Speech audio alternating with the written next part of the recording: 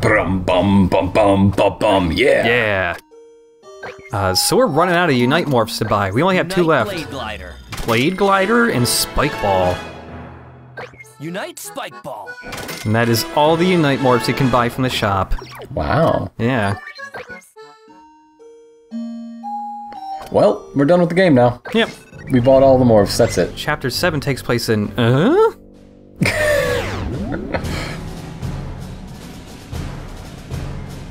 Alice, Margarita status report.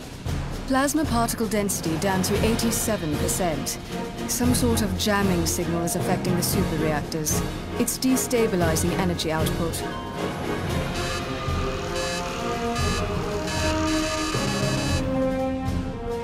So Luca's claims about his pendant were true. Geth Jerk is taking full advantage of its abilities. Alice, what do we know about this Gimmy's ship? It's flying to the northeast at flank speed. The projected flight path will bring it directly over Blossom City. Then there's only one thing they can be after. Full power, Alice. Don't let that ship get away. Roger that. Contrail sonar to maximum sensitivity. Main engines ramping to full power. Virgin Victory, full speed ahead.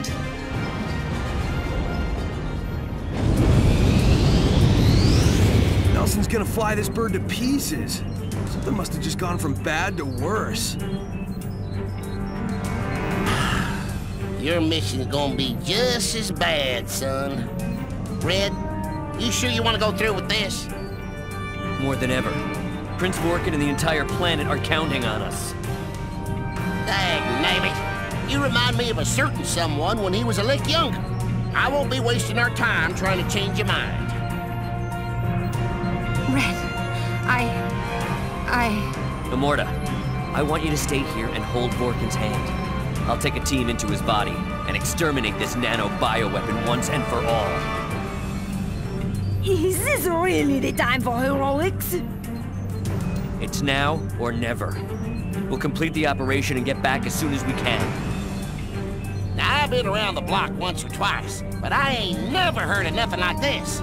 You're lucky I invented my nano-excel. But micronizing humans and injecting them into an alien's body?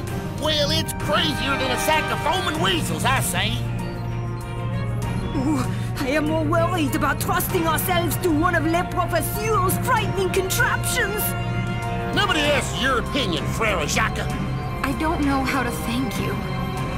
All this for my brother.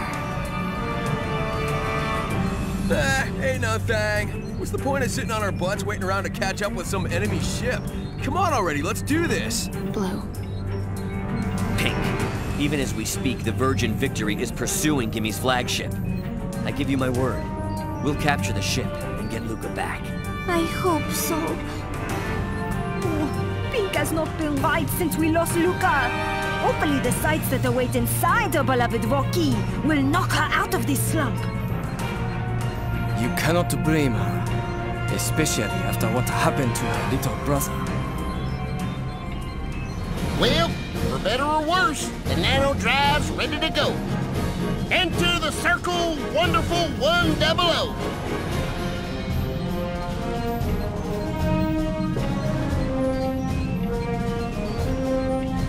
I doubt I have to remind you, but you got a hard time limit. Here goes nothing, kids. Activating nano-excel. Team, Nanodive! Roger!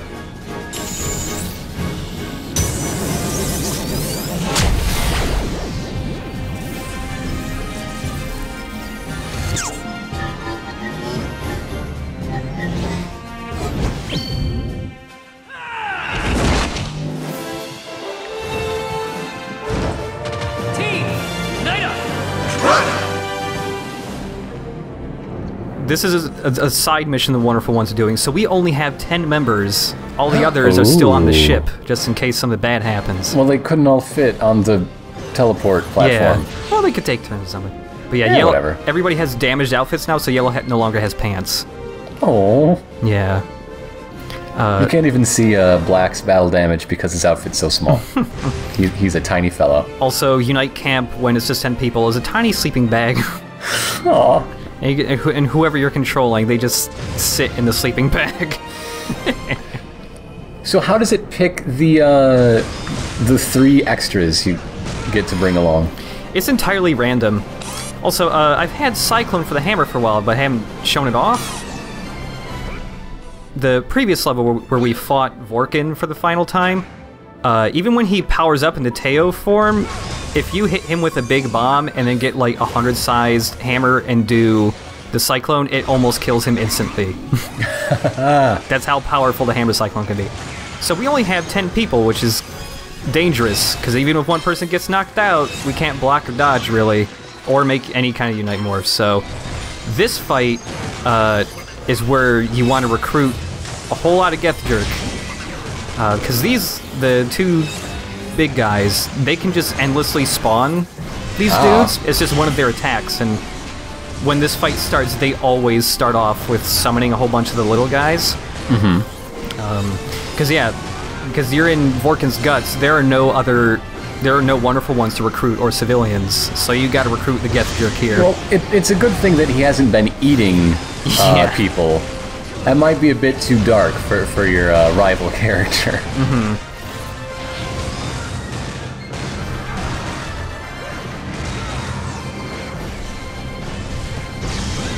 So it's kind of hard to launch these with a hammer, I keep missing, but I bought Blade Glider. It just makes your glider have spikes on it. That is very silly. It's not like a move that's useful at all, it's just a goofy little thing.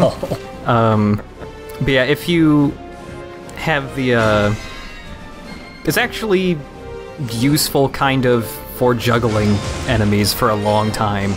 Because you just repeatedly bump into them over and over and over again, and it actually slowly pushes them further up into the air. Wow. His guts have party tentacles. Yeah. Hell yeah, woo! Don't touch those tentacles, they'll electrocute you. But you can chop them up. So yeah, this is a level where, for that first fight at least, having the mines, the dodge mines, is really useful, just because, like I did in the second boss fight of this game, the mines instantly put the little guys in a recruitable state. Right. So you don't have to... It makes it really easy to get enough people. And you only really need about, like, 25 for the beginning of this mission. But 39's good. That's good. 39's good. As long as you can make a 20-size Unite Morph, you're good for these first couple of fights. Because they don't throw anything too big at you. And when you're blocking that guy with the hammer, it's really easy to get hero time and wail on him some more. Hero time makes these guys a lot easier to manage too, just because it gives you a lot more opportunities to actually hit them, like with this attack. Normally you just have to dodge it, but...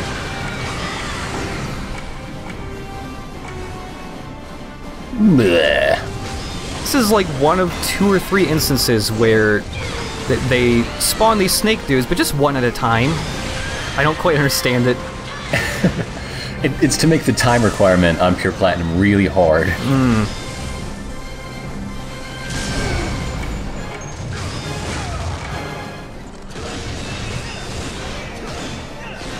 Another thing with the Blade Glider is that if you can actually get a lot of air with the Blade Glider and then descend with it, the blades, like, activate and they become like chainsaw blades, and then they do more damage. Nice. Nice. Vorkin, how'd you get a toilet in you? It's a lymph node. That's just what they look like. Vorkin, how'd you get treasure inside of you? He eats his Cracker Jacks and doesn't really pay attention. You mean there's a toy in here?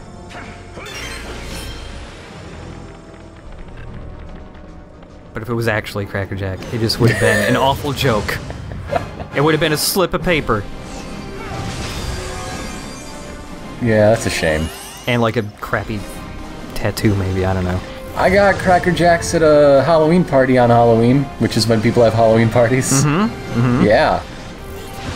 It was, the prize was a sticker for a football team. I can't remember which one. Oh, yeah. Also, I didn't know they were, like, serving food, so I just ate, like, Cracker Jacks and a couple apple slices. Oh, yeah. I I eat junk food snacks for dinner all day. Yes. So if you get nicked by those drill cells, they don't knock you off the wall, they just hurt you. Well, that's good. Yeah. That's forgiving, I guess.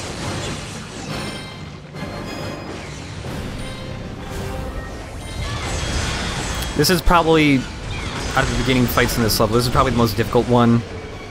Especially if you weren't able to recruit a lot of people.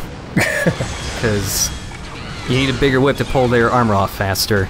So all these enemies are supposed to be the things that got injected into Vraken? Yeah, Vorken got a lot of Gethjerk injected into him at some point, and he just never noticed, I guess? I guess. I don't know if you would really be able to field spike tanks driving around on your cells.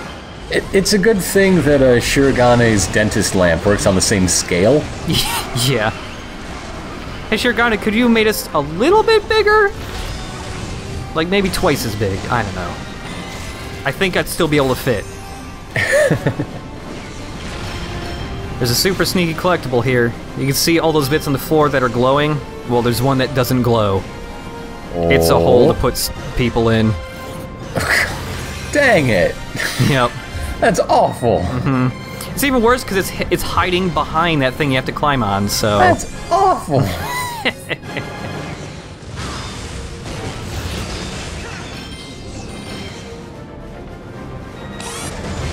And this is Spike Ball. It's a ball. It's got spikes. Yep.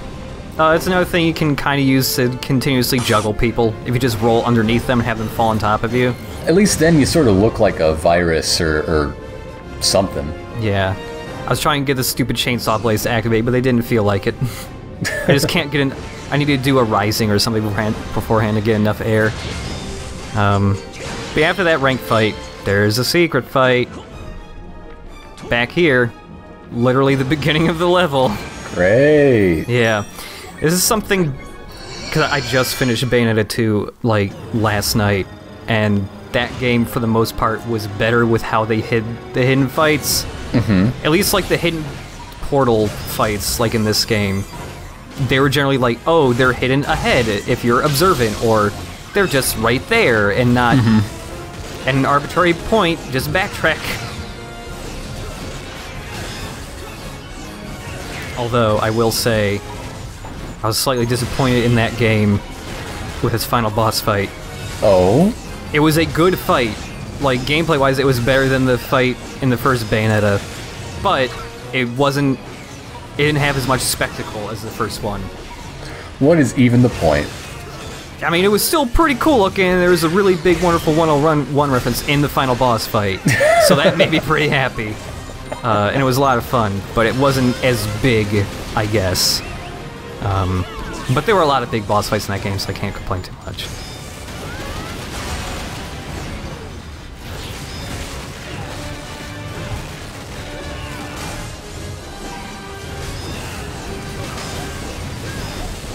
This secret fight is not too bad, really. It looked like the big secret was getting the remote to get all your little buddies. Yeah, if you can just get 1 or 2 remotes throughout, it just becomes a pretty standard fight. It's pretty easy to handle. But we're getting an awesome thing. Mm-hmm. So I mentioned, like, 2 updates ago that, they patched this game once because there were a couple bugs regarding collectibles. Mm-hmm. Turns out there's still a bug regarding one collectible. You can still get it, but the collectible can cause the game to kind of break. What? I'll explain in a second, but another thing about doing like the whole game is attack canceling. This is kind of like blade mode canceling in Rising, except a lot easier to pull off. Because the same button you use to run is the same button you use to put your weapon away. So just hitting the dash button lets you cancel at any point. It's really good for attacks that have a lot of wind-up, like the hammer. And it's not just dashing, also dodging and blocking can cancel pretty much any attack at any point. Oh, cool. Yeah, but doing all that canceling stuff also makes it easier to juggle enemies, especially if you have like a slower weapon. But yeah, there's one collectible in this game that pretty much nobody will get because it's like a super secret collectible. But if you get this collectible and look at it in a specific menu and then try to load the next level of the game, it will just load infinitely and never load. What? And it'll just break your save, so it can never load a level so again. bizarre. What is? It's really, really weird. How 'cause it's does that happen? It's a completely random figurine you can get that most people will not get because it's like a post-game, like, third difficulty only trophy or figurine you can get. But yeah, looking at it, and then it'll just break your save file and it won't load a level again. So always make copies of your saves if you're trying to get everything in this game, I suppose. It's like a bug that 99.9% of people playing this game will never ever see. That's just the weirdest bug I've heard. It's really weird. Like, there are some other bugs in this game too, but that are most people won't encounter, but none of them like break the game or anything, except for that one. So strange. Yeah, it's really weird. I don't know. So, there's one attack in this game I think is kind of unfair, and it's with those little, the little UFO guys. Because normally their attacks are, they just charge into you, and it's easy to see because they get like a fireball effect around themselves. Right. But they have one other attack where they'll angle themselves down a little bit and shoot teeny tiny lasers, and they just shoot them at the ground. They don't really, like right there, they don't really shoot them at you. But it's really easy to accidentally get nicked by them because the lasers are so little and they don't have like any sound associated with them. Like it's the tiny little pew-pew lasers. Yeah. Like when there's other big enemies around, it's so easy to just ignore those tiny lasers and at least they're easy to ukemi out of. Especially just because... Oh. This robot looks so much better without its spike armor. That is one pretty robot. Yeah. Like, I would have a toy of that robot. Yeah, these robots actually have slightly different designs, the ones that are in it's Vorkin's gorgeous. guts. Look at that. Yeah, with all the green lines and stuff. The normal ones don't have that. Oh. I like it when he just has like one sleeve left or something. Yeah. If they did make like little toy versions of him, it would be cool if you could snap off the armor and have the Lego Man insides. My opinion that I still hold today is that all action figures are better if they have battle damage. I had an Enterprise as a kid that had battle damage on it, and it was way cooler than the normal one. That Enterprise had seen some shit. Yeah, that was for nerds, man. You get battle damage, that's for cool kids. Yeah,